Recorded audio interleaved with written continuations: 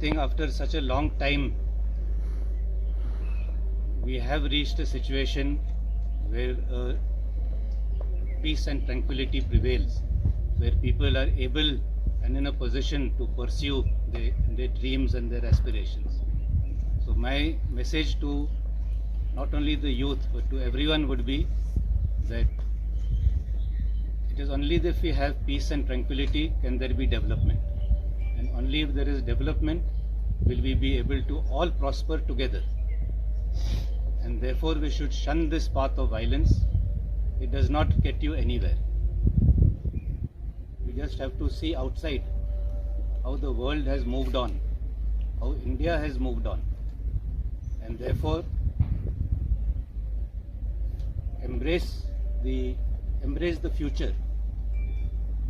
And the world over, the future lies in shunning violence. And if we do that, it will only hasten the process of ushering a new era of development and prosperity in the state. Well, I have been briefed by all the commanders on ground on the situation, both on the line of control as well as the hinterland, and I'm glad to say that all the parameters that we judge normalcy by have seen great improvement. There have been very few terrorist initiated incidents.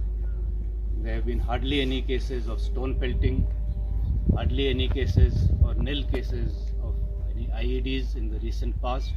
So all these are indicators of a return to a sense of normalcy, and these are all indicators that the Awam also wants the same.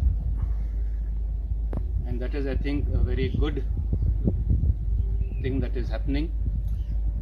And in this context of a return to normalcy, we are from our side prepared, and we have taken all the necessary steps for the smooth conduct of the Amarnath Yatra. Of course, the decision to conduct the Yatra or not lies with the civil administration, but we are ready from our side. Okay,